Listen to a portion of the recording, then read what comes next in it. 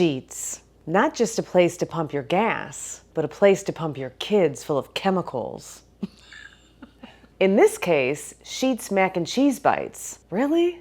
Mac and cheese bites? So it's my job as Tara the Foodie to reel the kids back in with my version of the Sheetz mac and cheese bites. Now let's get cooking. All right, so let's make some stovetop mac and cheese, Tara the Foodie style. This is what you make when you want it to be just as fast as a boxed mac and cheese, but you don't want to use a boxed mac and cheese. We want to know what is going into our food and what is being put into our bodies. So let's make something that is healthy, but really, really delicious. Much more delicious than anything in that boxed aisle. To make my stovetop mac and cheese, the first thing you want to do is get yourself a pan and put it over medium-low heat. Let that pan heat up for a good 5 minutes. Next, you want to add a 1/4 cup of butter to the pan. Next, whisk in a 1/4 cup of flour. And you want to whisk this until all the flour dissolves.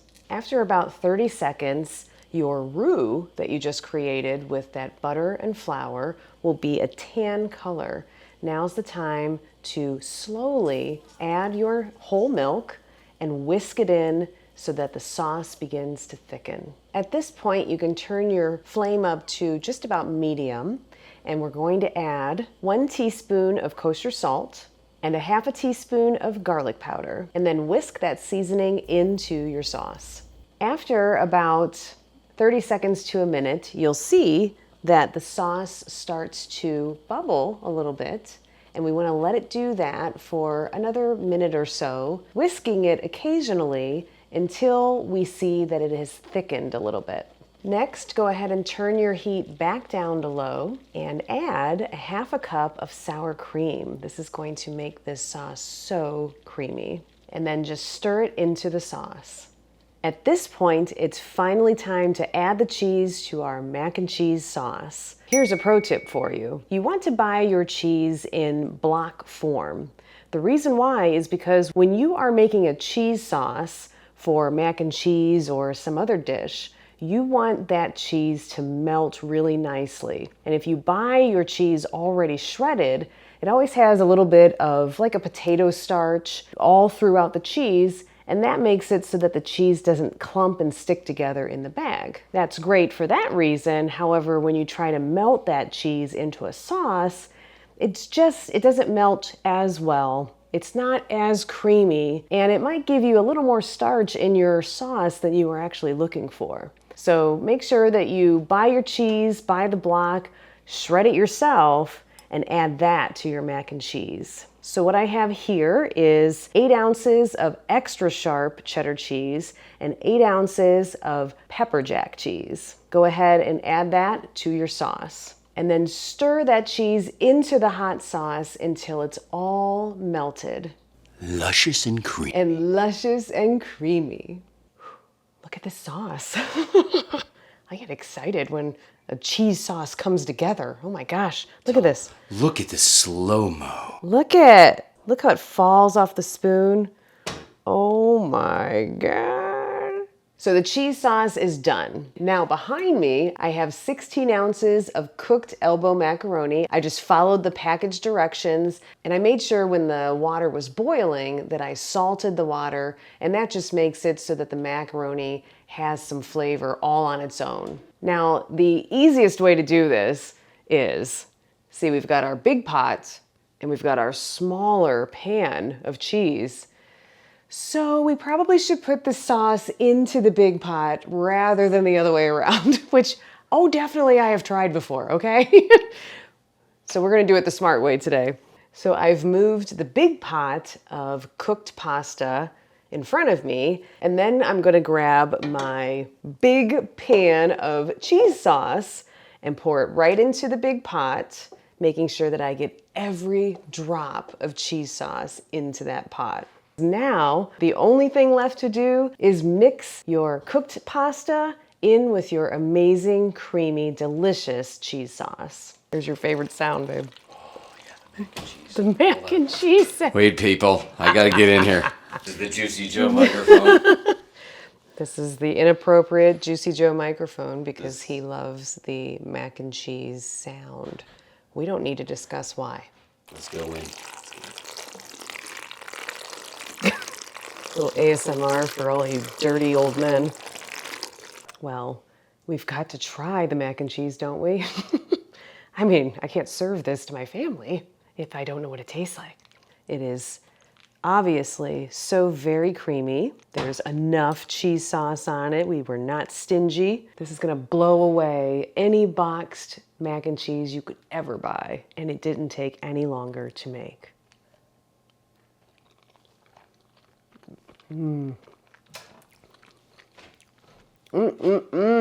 And now for the star of the show, leftover mac and cheese. So this is the stovetop mac and cheese that I just showed you how to make.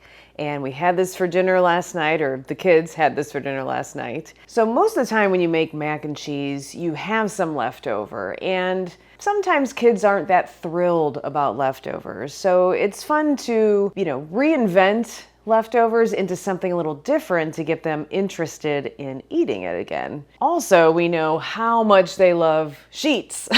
Our kids sneak out sometimes when we don't even know about it, and they head to Sheetz and they get slushies and mac and cheese bites or whatever else they like to eat there.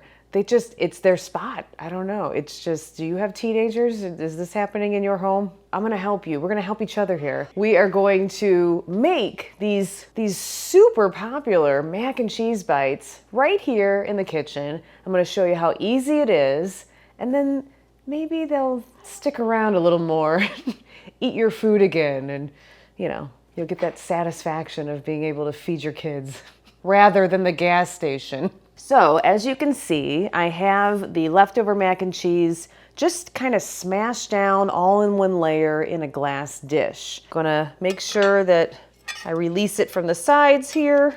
Then I'm gonna run this underneath. I'm gonna try and just pull it and guide it out. There we go. Okay, all right. We have our block of leftover mac and cheese, and let's cut it into triangles. All right, so since I'm working with a square, I'm gonna go ahead and cut this first down the middle. You do what you need to do, and you could cut these in any shape that you want, obviously.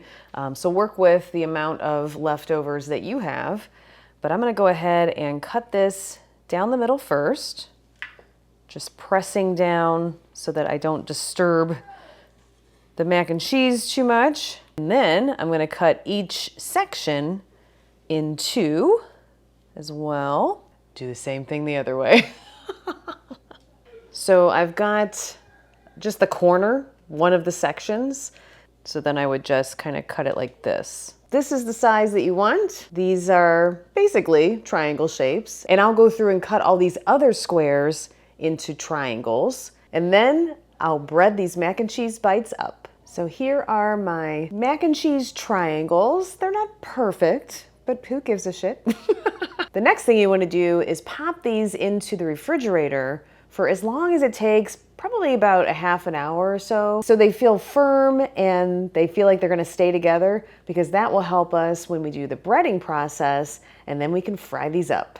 All right, so I'm back with the chilled mac and cheese triangles. It's time to bread them. So in front of me, I have just a regular breading station. I have a bowl of flour. It's about a half a cup. It really depends on how much mac and cheese you're working with. So start with a half a cup and then kind of go from there. If you need more, add more. I have 2 eggs scrambled. Again, we'll add more if we need more. And then I've got a dish of panko breadcrumbs. So we'll go in, I'll grab one of these and just coat it in flour, and then in the egg, let the excess drip off, and then into the breadcrumbs. And then put it on your cookie sheet. Go through this as quickly as you can because they will kind of warm up. Once I'm done breading all of these, I'm going to pop them back into either the fridge, the freezer, or outside in the cold until they get firm again, and then we will fry them up. So while I am breading these mac and cheese bites, I have a question for you. Have you subscribed to my channel yet? Because not only do I show you great recipes to make for dinner, parties, things like that, I also sometimes recreate things from different restaurants that you may like, gas stations apparently.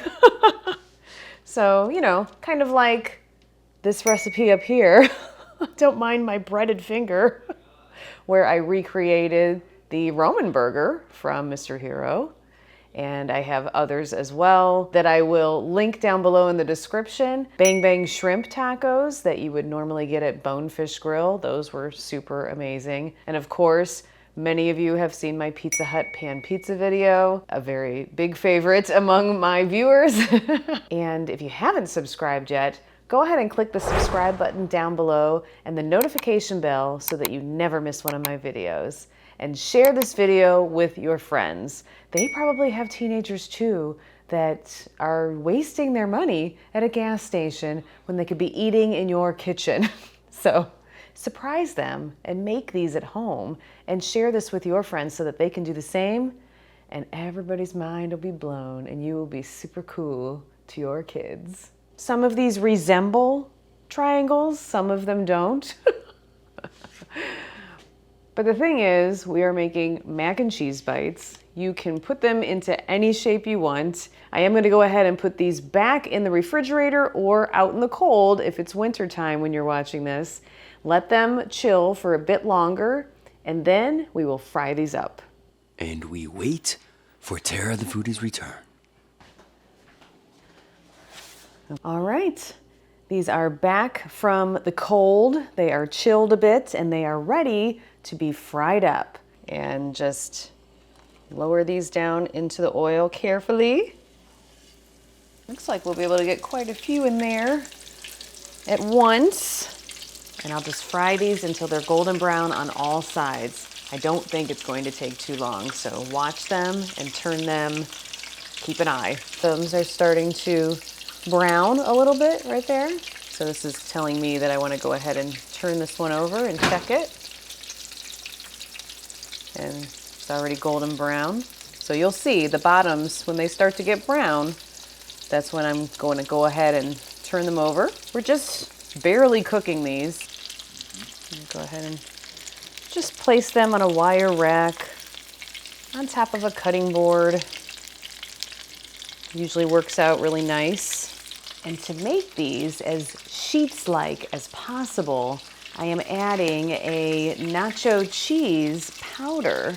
It's like a popcorn seasoning, so you should be able to find this in your grocery store. Once they come out of the oil, while they're still warm, just sprinkle on as much as you want of this nacho cheese powder. You could use the ranch powder, any powder you want, or don't use any at all, just salt them. I would definitely salt them at least. I think it will get us closer to that Sheetz mac and cheese bites flavor that the kids are looking for. And these are my version of Sheetz mac and cheese bites. Well, I guess all there's left to do is let you know that this is my favorite time of every episode, time to taste. And I'm just gonna shove this right in my mouth.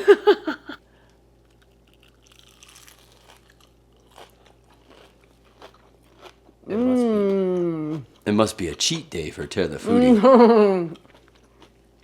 I was just gonna say, this tastes like a cheat day. That nacho cheese powder, get it. If you don't find it in your grocery store, don't make these until you find it. I mean, these would be good because if you salt the outside, they'd still be good, but you need that saltiness on the outside. But the nacho cheese powder and the crispiness from, wait, it's time for the flavor breakdown. The nacho cheese powder paired with the crispiness of the breading and the cheesiness and the tenderness of the mac and cheese all just work so well together. It does remind me of the taste that I had when I tried one of Roman's mac and cheese bites and he got the nacho cheese dust option that he chose on the little Sheetz screen. So, and I thought, well, that was actually a pretty good choice because that was really good. So I thought if I'm gonna make these, I'm definitely making them with a nacho cheese powder. It tastes kind of like a Dorito to me, but mac and cheese. These were fun to make, slightly frustrated only because I really tried to make them triangles. And the thing with mac and cheese bites that I will give you this little pro tip, the thing with mac and cheese bites is they're gonna be the shape that they feel like being, okay? So all in all, these were fun to make, and I can't wait to see what the kids think, which I think maybe we should call them over and let them taste these after this. So you'll get to see their reactions, and I'll find out if I actually did a good job, because it doesn't matter what I think. It matters what the teenagers think. So let's get the teenagers out here so that they can give these a try. I'm Tara the Foodie, taking the mystery out of cooking for you, and I will see you next time. What do we got here, Tara the Foodie? Let's say. I have located 2 teenage boys. Where did you Well, get actually, these from? 1 teenage man and 1 teenage boy.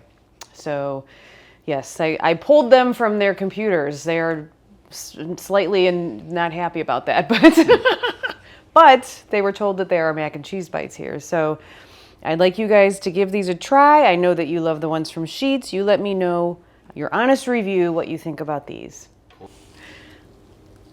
This one has all the coating on it. I put a lot of coating on all of them. Super, super cheesy. Yeah? I like it. Yeah, can I get a thumbs up? And a super cheesy, I like it. What is it out of 10? 10.1. Do you like it?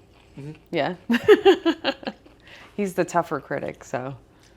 Do you think they're as good as Sheetz or better? And you don't have to say better. Tell me honestly what you think. Taste-wise, they're better. But the crumbs are, with the Sheetz, it's more of a crust instead of like a coating of breadcrumbs. Yes. So it's a lot smoother on the tongue. But I like the crunchiness and I like the consistency. So overall, I think yours are better. But, I mean, these require to be made. They do, yes. I can just order the Sheetz one if I want. Yes, exactly. So if I make them for you, you guys really like them better than Sheetz, is what I'm hearing. Okay, do you agree with that? You don't have to. Yeah?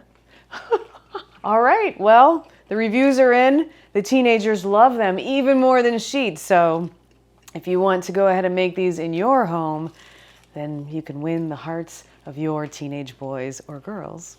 Thanks for watching. I'm Tara the Foodie. This is Franco, Romanburger, and we will see you next time.